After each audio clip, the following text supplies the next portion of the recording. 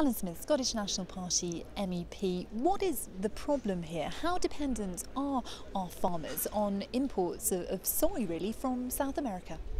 Well, this is in many ways an invisible problem. Europe as a whole is massively reliant on imports of particularly soybeans and soy products for our protein needs, for animal feed as much as anything else.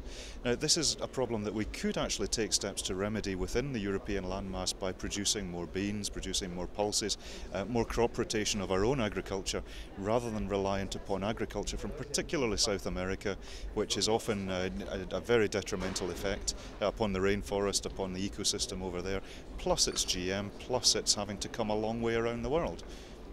And is there any sort of danger to farmers, as it were, of this reliance that you're describing on these imports from other countries? It's simply unsustainable. We're seeing oil prices rising massively because of Middle East instability. Now, I don't think this is a price spike. I think we're reaching a new level in oil and energy prices, and the entire European agricultural soy, particularly, market is predicated upon cheap energy and functioning trade supply routes. Now, that in itself is an assumption. We're living in an unstable world. We saw with the Icelandic ash cloud just last year that supply chains can be disrupted. We need to put much more emphasis onto sustainability within Europe, looking after the European market's needs.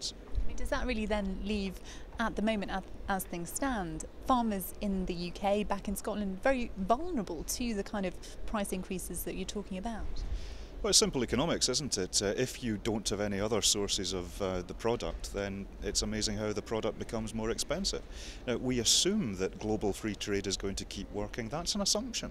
We assume that the Brazilians and other South American countries, who of course are our allies, are going to be able or going to want to sell us product. When we compete in a global market, the Chinese, the Indians, that there's a massively interconnected global food supply chain, and we're only one actor within that. So for us to not look after the basic needs, the fundamental needs of our own industry, is a massive mistake. And free trade obviously is part of the picture, but we need to be able to look after our own agriculture too, and the structure of our agriculture is massively dependent upon an oil price, and of course that relates to the fertiliser costs as well, which is massively increasing. We need to change how we do things. So what was this report here at the European Parliament, and what was your colleague actually trying to achieve? What was the idea, what were the kind of proposals for tackling this problem? It was a very sensible report. Martin Häusling's German Green MEP, the SNP sits with the Green European Free Alliance group.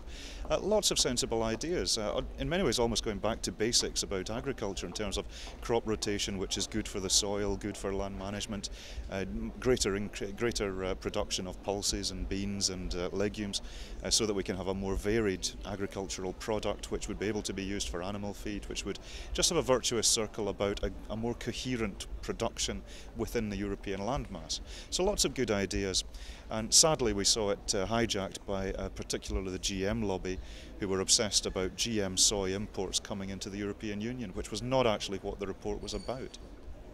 So what actually is contained in the final resolution that does really concern you? Well, the GM lobby essentially was able to hijack the report by banging in a number of references to things that really didn't need to be there. The EU has a zero tolerance on GM that hasn't been authorised within the EU.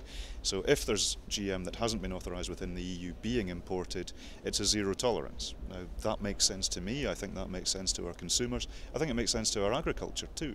But within this report there is now a reference saying that, well, if there's a wee bit illegal GM coming in, that's all right. I don't think it is all right.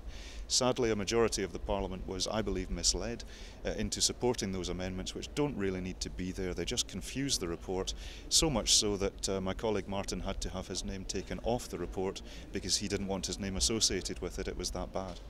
And what kind of dangers would that potentially throw up, do you think? Are we talking about potentially contamination of organic and other crops? What are the real concerns? Well, the concern isn't necessarily about contamination. It's about, if it's not legal here, it's not legal here. Now, if it's not legal here, I don't think we can say, well, if it's just a wee bit, that's all right. I think that's silly. We wouldn't say that if there's just a wee bit oil or poison or something or broken glass in a shipment of animal feed, that's okay. So for us to say that it's okay for you to ship in a wee bit illegal GM product in with the rest of your GM product, I think that's just a silly decision for us to take. I think it's unjustifiable, and I'm not going to justify it. Hence the fact we voted against the report in the end. And it's not the end of the story, but I do think it's a pretty silly decision that the Parliament's taken here. And just finally, you talked about the sort of original aim of the resolution, which was to think about ways of encouraging more growing of protein crops in the EU. What kind of ways could we do that to incentivise that to actually happen? Well, the ideas aren't dead. The ideas will be taken forward as we reform the Common Agricultural Policy. And again, I think this is us really doing some thinking with the agricultural sector and how better we can do this. We are reliant upon cheap energy prices to import animal feed. We're reliant on cheap fertiliser prices for a lot of our agriculture, where by going back to principles about crop rotation and different crops enriching the soil as that is rotated, that's something that would actually cut down on fertiliser use, which would cut down on petrochemical use, so just be more sustainable generally. So those are the sorts of ideas that we are going to take forward. GM didn't need to be in this report, and I think it's regrettable that it is, and that's why we voted against it.